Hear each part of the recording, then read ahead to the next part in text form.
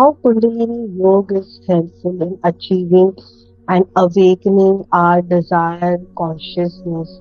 How Kundalini can help us once to achieve an attainment towards the higher reality. Let's know about this. As we all know, the mystical state is an indeed a beautiful phenomena of consciousness. The flash of inner illumination may last only for few minutes, like the dazzling brightness of the shooting across the sky in the darkness of night, or it may continue for an hour or several hours, or even days at a time. It may occur once in a lifetime, or a few times in one's life, or daily, or every night at different hours. Sri Ramakrishna's ecstasy lasted for both short and long duration, and sometimes entrancement occurred several times in a day. Kundalini Yoga provides the only possible bridge between the visible world and the unseen, the only ladder to reach the glorious height of self knowledge, the only method to the remedy to work on the defects of the brain or hereditary organic flaws of the body, and the only way to determine the direction of human body, the human evolution. The usual benefits with yoga, with Kundalini yoga, is associated with peace of mind, transcendence, psychic gift, physic gift, and physical benefits. It also has cosmic life energy or the Pran Shakti, the source of all the phenomena of life in the universe, in the microcosm represented by man. Shakti, in their corresponding form, resides at the base of the spine in the form of a serpent, coiled there, and there is a half time, 3.5 times closing with her mouth at a lower entrance to the passage leading to the abode of Shiva or Brahman in the crown of the head. In average men and women, she lies asleep or else in a static form, coiled, conditioning the human consciousness as she forgets its own divine immortal nature. It allows herself to get caught in the toils of the constantly changing phenomenal world.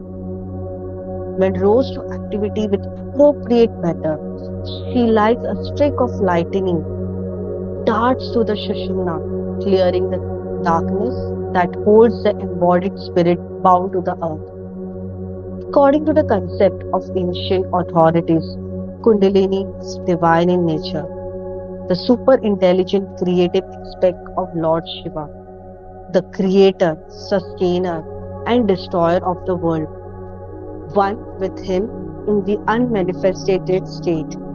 But while he, even in the manifested state, continues to abide without any change or modifications, unaffected by the emergence and dissolution of cosmic. She is omnipresent. She is omnipotent.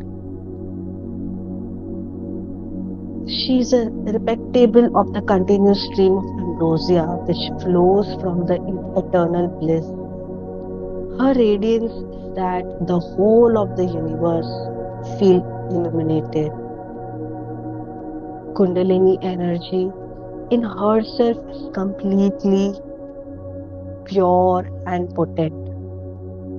At each of the lower chakras, the ascending Shakti dissolves one of the 5 elements which the visible cosmos is constituted, namely earth, water, fire, air, and ether. Eternal conscious reality comes to existence. The lotus in the lobus or the Mooladhara has 4 petals. Next is Swadhisthana. It has 6. Manipura, it has 12 petals. Manipura has 10. Next above is Anahat or heart chakra. It has 12 petals. Vishuddha Here, exactly between the throat muscles, it has 6 seeds. Agya or the lotus between the eyebrows has two. Sahasra is said to be the lotus with 1,000 petals situated at the cerebrum. The total number of petals in the six lotus from the Muladhara to Agya Chakra is 50, which correspond to the number of letters in the Sanskrit alphabet, in which each petal of every lotus has letter on it, which all combine the four Sanskrit alphabets or Varnamala. In addition to the letters, each lotus has a presiding Shakti or goddess with specific shape and color. Kundalini names are associated with Dakini, Rakini, Kakini, Sakini, Lakini, and Hakini, which are present at its respective chakra position. The beach mantras which are associated Hum, Vam, Yam, Lam, Hum are all associated with the chakra and results in the formation of the awakening of Kundalini energies. The mantra which are associated Aim, Rim, Krom, Shrim, Rim, Krim, Parmeshwari, all are associated with the tantric sadhana for to definitely to work on the hypnotic type of meditation. Practice of posture, shatakarmas, concentration, pranayams also aim to secure control or to improve the functions of the various organs with the ultimate object of gaining power over the vital process of the body in order to force the arousal of the serpent power. When awakened, the life pranic force coursing through the nerves effects the purification of the body and the transformation of the brain helps to make the supersensory experience possible. When we readily acknowledge what is the matter of daily observation, the spirit emanating within us, the divine nature, get uplifted. In Yoga Sutra of Patanjali, the words imply the tube, nadi, called Sushumna. Patanjali used the word Sayam, Rishi Patanjali. They had even used the word Sayam in this, representing the nadi, the Sushma nadi, from where the our Kundalini gets awakened. The nerves of the heart are 101 in number. One of them, Sushumna, pass through the head. Going up through that nerve, one achieves immortality. Others that have different direction become the cause of death. Further confirmation comes from Upanishad, Adranayana Upanishad, and this human form that is in the life is in the left eye is his wife Viraj. The space that is within the heart is the place of union. The mass of blood which is in the heart is their food.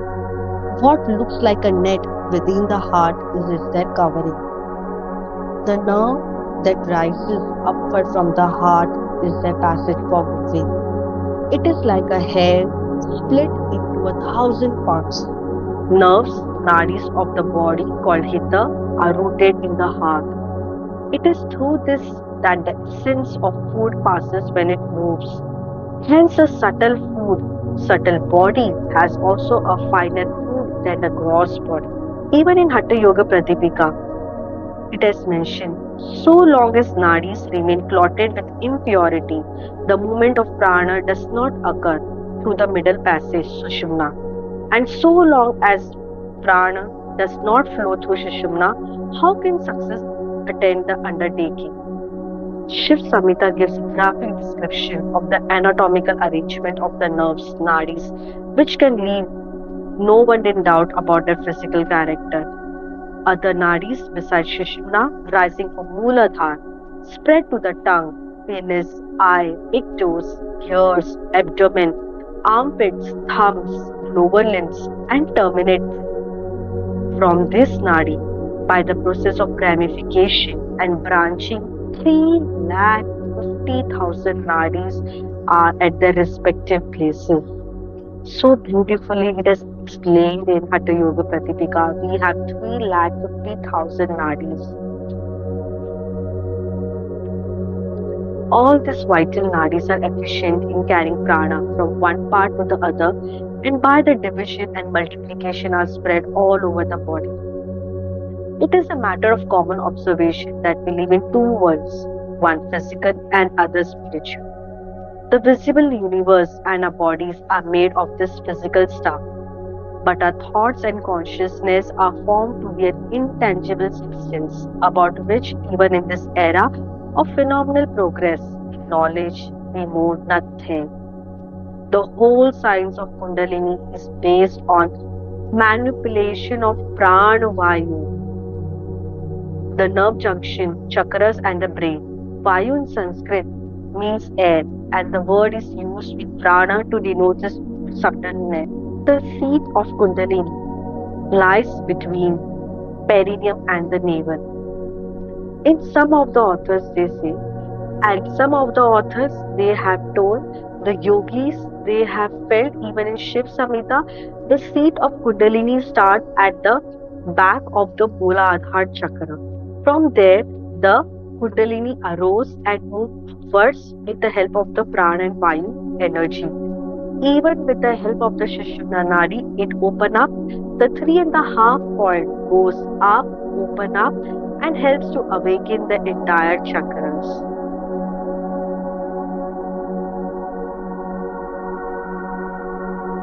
It is therefore necessary in order to reach Kundalini with our direct efforts of training and tuning. The arousal of Kundalini in subsequent activity, the somatic channel of the cerebrospinal system is necessary as a cultivation and development of the brain for better expression of thought.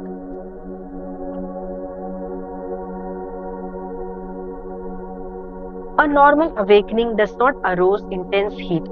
There is only a pleasant sensations of warmth beginning from Mooladhara and spreading to the whole of body.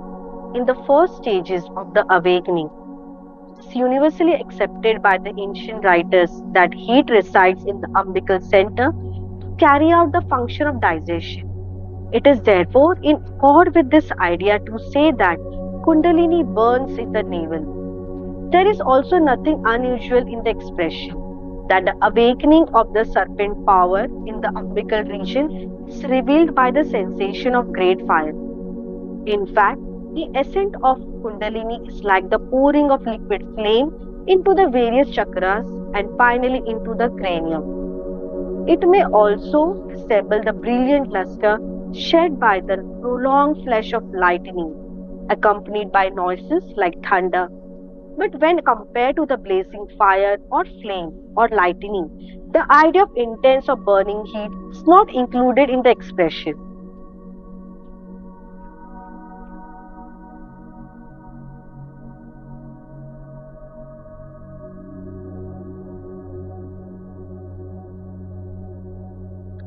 The first center or Mooladhara chakra, which plays a decisive part in the awakening, can be safely identified with the nerve junction between the anus and the root of male organ. This is the most sensitive and most important part in all the operation conducted by a Kundalini on awakening.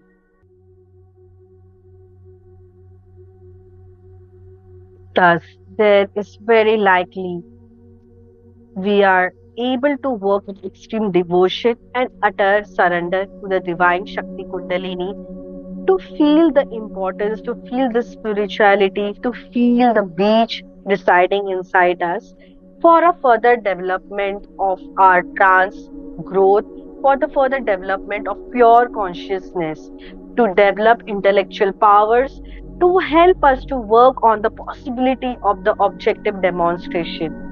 It will help us to the enlightenment for the seekers and exploration, the mystic experience through the practice of yoga, developing religious discipline, and helping to achieve the vision of God. Namaste.